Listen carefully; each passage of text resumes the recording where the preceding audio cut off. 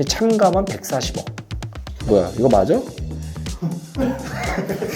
참가만 140억. K리그에 우승하면은 30배입니다. 그래서 이제 이 두 팀이 어떻게 보면 주목할 만한 이유는 이게 박주호가 있어서 주목을 받게 됐죠.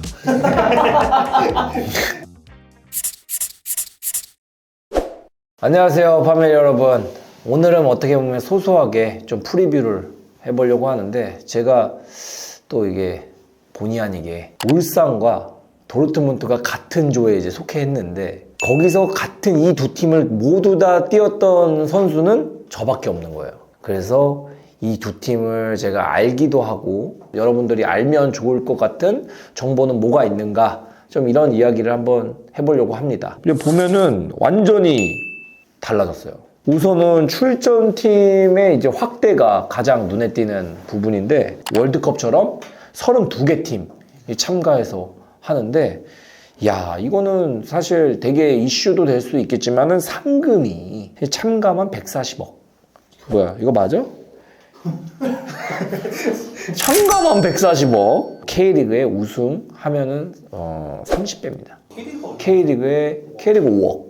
이게 그냥 참가만 하면 140억. 근데 1승을 했다? 29억. 1승도 상금의 한 6배네요, 그러면. 그렇죠. 와. 그 조별에서도 1승하면 1승하면 29억. 근데 이게 그냥 그걸로만 끝나는 게 아니야. 거기에 우승을 하면 1,800억.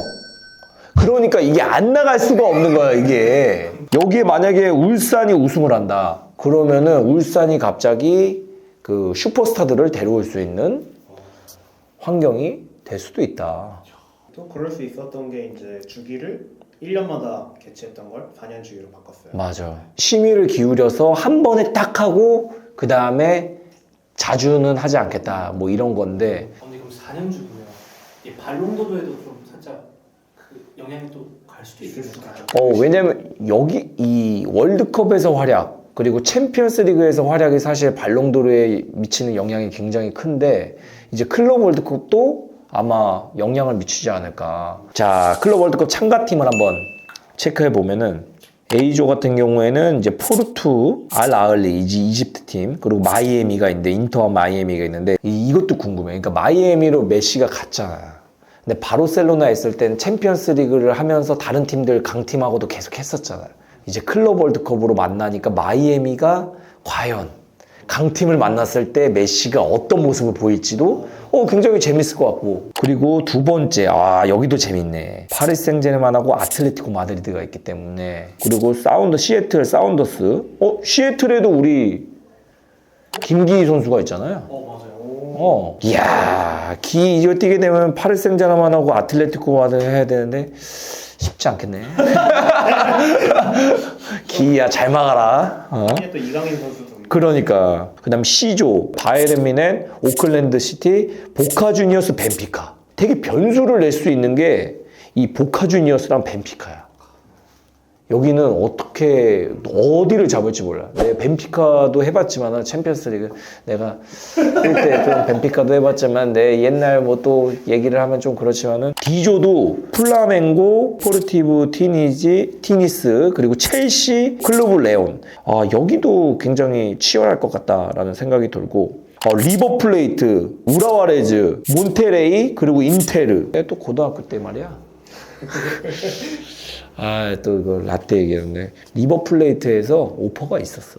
그리고 여기는 맨체스터 시티, 그리고 위다드, 아라인, 유벤투스. 아라인에도 지금 박용호 선수가 있지.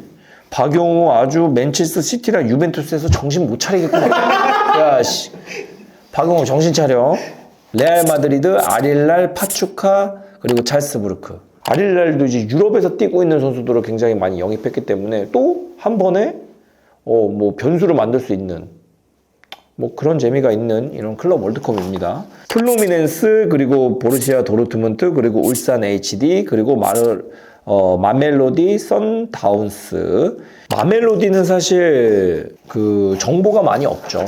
근데 이제 남아공 리그에서 최대 우승팀이라는 거를 이제 알고 있고, 플루미넨시는 지난 클럽 월드컵 준우승팀. 그리고 유명한 선수는 브라질의 캬틴, 디아고 실바가 있고요. 24시즌에 근데 리그 13위. 그리고 이제 도르트문트인데 이 도르트문트가 이제 빌드업 할 때 상대에게 되게 당했던 게 누리사인 있을 때 빌드업을 하길 원하는데 상대가 그 딱 핵심 선수를 막아버리면 자꾸 잘 안 풀리는 경기를 했던 게 이제 도르트문트였는데 지금은 이제 코바치 감독은 조금 더 컴팩트하게 하면서 역습을 노리는 빠른 공격을 하는 감독이기 때문에 그런 부분에서는 사실 조금 더 도르트문트 지금 스쿼드에 맞는 속도감을 내고 있다.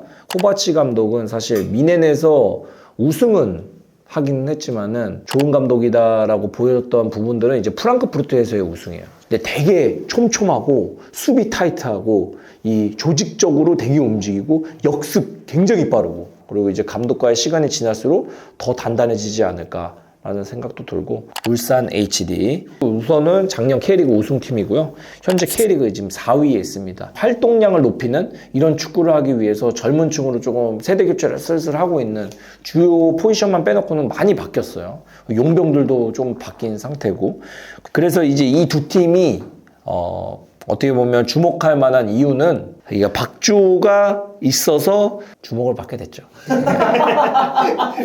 사실 이게 이게 상대성이 있어가지고 울산도 어쨌든 우승을 하는 K리그에서 우승을 했던 팀이고 그 다음에 도르트문트는 사실 최근에 이제까지 도르트문트가 가지고 있던 파워보다는 지금 살짝 떨어진 느낌이에요. 다시 서서히 지금 올리고 있기는 하지만 현우가 또 독일을 상대로 잘 막아냈었고 그렇기 때문에 그런 거 무시 못 하거든요. 사실 골키퍼를 못 뚫으면 골을 못 넣는 거니까. 하지만 이제 확실한 스트라이커가 없는 상황인 이제 울산이다. 한두 번에 올 수 있는 이 찬스를 얼만큼 잘 또 찬스를 살려가지고 득점을 하는 게 중요한 이 경기라고 생각이 들고 울산이 조심해야 될 부분들은 이제 기라시 선수가 굉장히 요즘 득점력이 오르고 있다. 초반에 이 선수가 부상이 있었어요. 이제 이적하고 나서 부상 그리고 이제 새 팀을 옮기게 되면 그 적응하는 시기가 있잖아요. 이 팀의 컬러라던가 그런 뭐 전술적 움직임 이런 것들이 적응한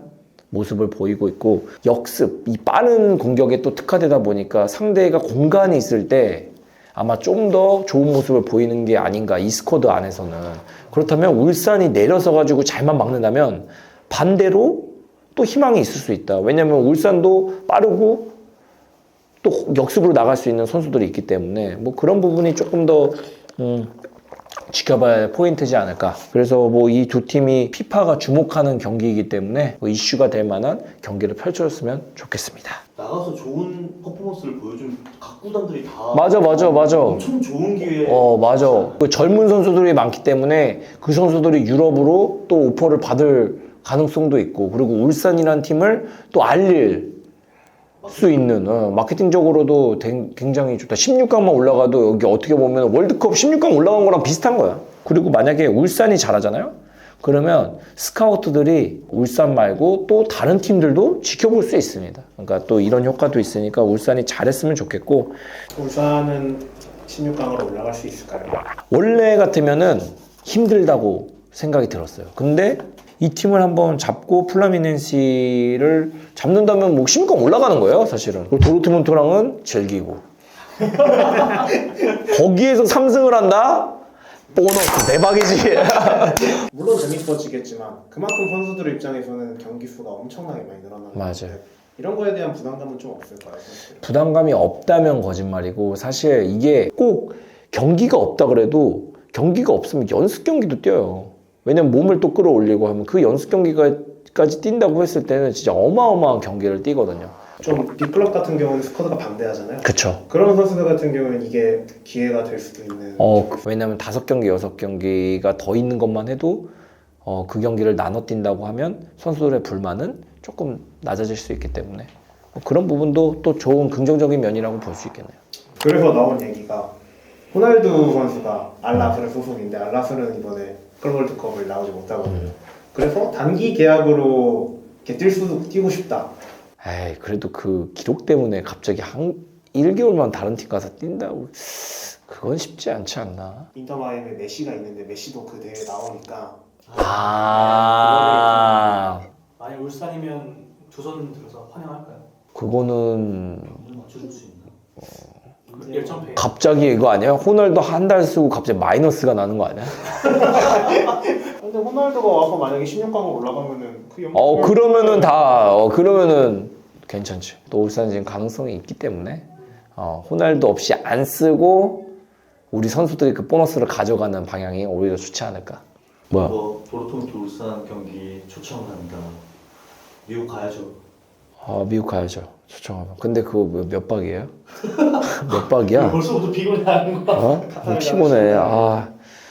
이렇게 지금 아직은 좀 시간이 있기는 하지만 클럽 월드컵에 대해서 그리고 울산과 도르트문트가 붙는 이 박주호 더비에 대해서 조금 가볍게 좀 다뤄봤는데 다음에는 좀 전문가들도 모셔놓고 여러분들에게 이야기해주는 시간을 또 가져보도록 하겠습니다. 결과적으로는 이제 피파가 선정한 7개 주요 경기 중에 울산과 도르트문트가 있다. 근데 이게 박주호 더비고 박주호가 할 수 있는 것들이 있으니까 문의